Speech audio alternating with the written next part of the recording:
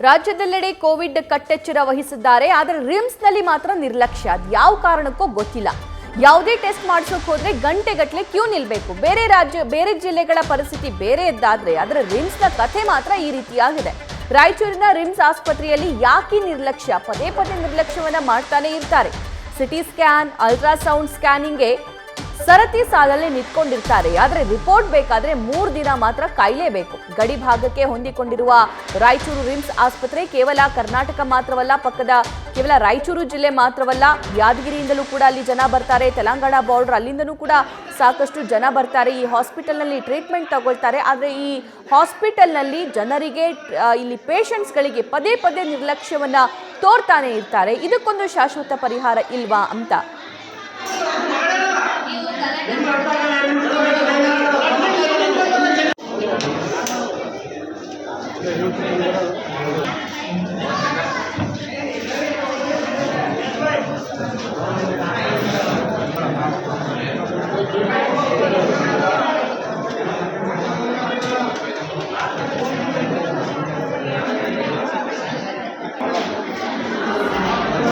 ಅಲ್ಲ, ಈಗ ಎಮರ್ಜೆನ್ಸಿ ಇರ್ತದೆ ಪಾಪ, ವಯಸ್ಸಾದವ್ರು ಕರ್ಕೊಂಬಂದಿರಲ್ಲ. ಇಲ್ಲ, ಅದಕ್ಕೆ ಅವ್ರು ಎಮರ್ಜೆನ್ಸಿ ಅಂತ 2 ಗಂಟೆ ಮಾಡ್ತೀನಿ ಅಂತ ನಾಳೆ ಮಾಡ್ತೀನಿ. ಹೌದಾ? ಈ ವಯಸ್ಸಾದವ್ರನ್ನೆಲ್ಲ ಕರ್ಕೊಂಬಂದಿರ್ತೀರಲ್ಲ ಪಾಪ, ಯಾವರಿಂದ ಬಂದಿರಿ? ಅಲ್ಲ, ಈಗ ಎಮರ್ಜೆನ್ಸಿ ಇರ್ತದೆ ಪಾಪ, ವಯಸ್ಸಾದವ್ರು ಕರ್ಕೊಂಬಂದಿರಲ್ಲ. ಇಲ್ಲ, ಅದಕ್ಕೆ ಅವ್ರು ಎಮರ್ಜೆನ್ಸಿ ಅಂತ 2 ಗಂಟೆ ಮಾಡ್ತೀನಿ ಅಂತ ನಾಳೆ ಮಾಡ್ತೀನಿ. ಹೌದಾ?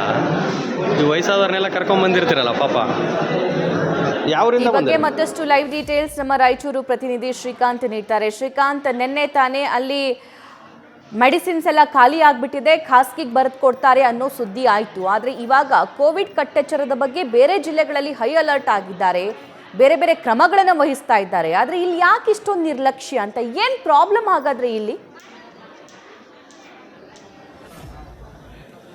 ಸಭಾ ನೋಡಿ, ರಾಯಚೂರಿನ ರಿಮ್ಸ್ ಹಾಸ್ಪಿಟ್ಲ್ ಇದೆಯಲ್ಲ, ಪಕ್ಕದ ಯಾದಗಿರಿ ಜಿಲ್ಲೆ ಆಗಿರ್ಬೋದು, ರಾಯಚೂರು ಆಗಿರ್ಬೋದು, ಆಂಧ್ರ ಮತ್ತು ತೆಲಂಗಾಣ ಭಾಗ, ಹಾಗೆಯೇ ಬೇರೆ ಬೇರೆ ಜಿಲ್ಲೆಗಳಿಂದ ಸಾಕಷ್ಟು ಜನ ರೋಗಿಗಳು ಇಲ್ಲಿ ಬರ್ತಾರೆ. ಇವರೆಲ್ಲರಿಗೂ ಸಂಜೀವಿನಿ ಆಗಬೇಕಾಗಿತ್ತು ರಿಮ್ಸ್ ಹಾಸ್ಪಿಟ್ಲು. ಆದರೆ ಇಲ್ಲಿ ನರಕ ಯಾತನೆಯನ್ನು ಯಾವ ರೀತಿಯಾಗಿ ಅನುಭವಿಸ್ತಾ ಇದ್ದಾರೆ ರೋಗಿಗಳು ಅಂತಂದರೆ, ನಾವು ವಿಜುವಲ್ಸಲ್ಲಿ ತೋರಿಸ್ತಾ ಇದ್ದೀವಲ್ಲ, ಎಷ್ಟು ಜನ ನೋಡಿ, ಯಾರೊಬ್ಬರು ಮಾಸ್ಕ್ ಹಾಕಿಲ್ಲ, ಯಾರು ಸಾಮಾಜಿಕ ಅಂತರವನ್ನು ಸಹ ಕಾಯ್ದುಕೊಂಡಿಲ್ಲ.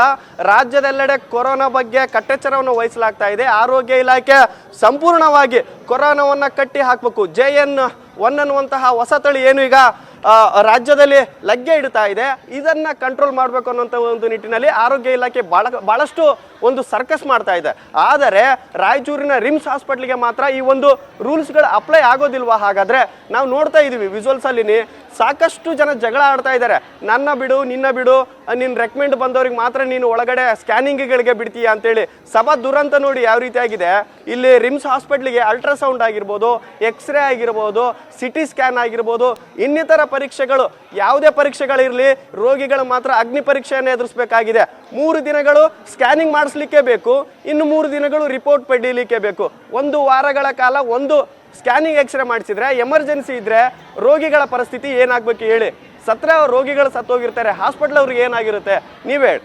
ಇನ್ನೊಂದು, ರಾಯಚೂರಿನ ನಿರ್ದೇಶಕ ಡಾಕ್ಟರ್ ಬಸವರಾಜ್ ಪೀರಾಪುರ್ ಅವರು ಇದ್ದಾರಲ್ಲ, ಎಷ್ಟು ಬೇಜವಾಬ್ದಾರಿಯನ್ನು ತೋರ್ತಾ ಇದ್ದಾರೆ ಅಂತಂದರೆ, ನಿನ್ನೆ ನಾವು ಮೆಡಿಸಿನ್ಸ್ ಖಾಲಿ ಆಗಿದ್ದಾವೆ, ಪ್ರೈವೇಟ್ ಮೆಡಿಕಲ್ಗಳಿಗೆ ಮೆಡಿಸಿನ್ಸನ್ನು ರೆಫರ್ ಮಾಡ್ತಾ ಇದ್ದಾರೆ ಅಲ್ಲಿ ಹೋಗಿ ಅಂತೇಳಿ.